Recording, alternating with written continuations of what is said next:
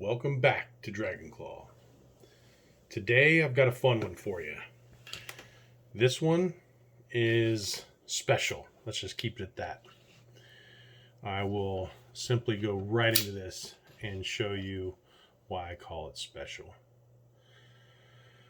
If you notice, there's no markings on it.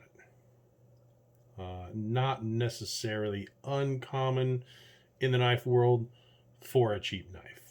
And that's exactly what this is. This is my Wallmart special. And that's why this is a fun post. This was a $5 purchase from Wally World. I believe it was last year. It's one of those where I saw it. It was $5. I did a double take. I'm like, it doesn't really look half bad, so I'm going to spend the $5. Yes, I have an obsession. But that's okay. So this is actually an Ozark. Although you wouldn't be able to tell, this is Walmart's house brand Ozark Trail. The model, if you care, is a 5514. 5514 Ozark Trail pocket knife.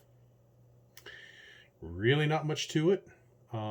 It's a 3.5-inch blade with a 4.5-inch glass-filled nylon handle. So you're looking at roughly 8 inches in length. Pretty decent sized pocket knife.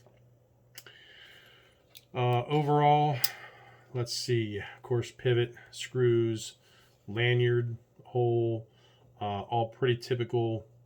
Double thumb stud, not necessarily uncommon. I just love to point that out for you lefties out there. It does have a flipper, as you can see. It's, again, actually a very decent knife for the $5 that it cost. If you notice, once we flip it out here, the curved handle, which is very ergonomic. You have something of a index finger notch there. So, as you can see, it fits good in the hand. Thumb depression on the spine of the handle, so very good spot. And my only kind of oddity that I have with this, other than the locking mechanism, which I'll get to in a second, is the jimping. So I'm a big fan of jimping on the frame lock. It always makes for, I would say, kind of easy use to unlock it. Jimping on the, very slight jimping on the flipper, which is cool.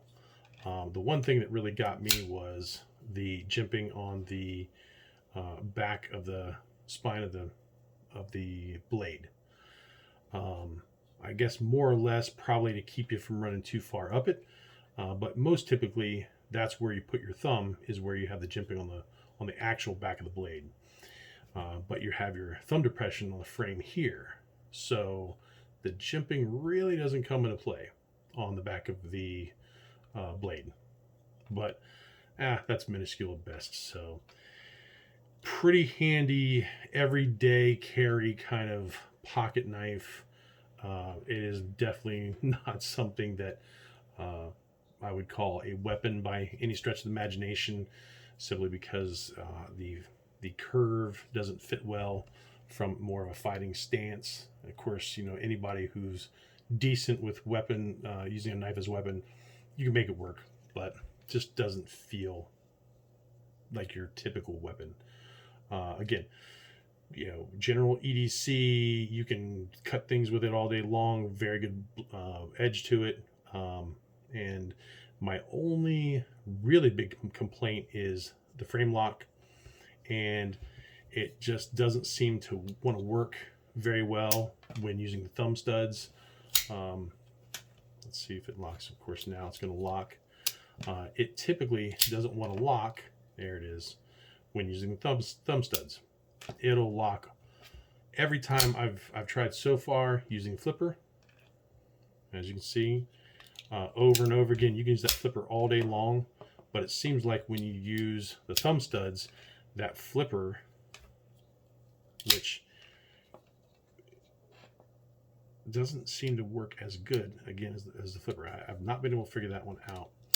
But every once in a while, you'll get a good lock on it. So not reliable enough to use it on a regular basis. So pretty much this one is flipper use only.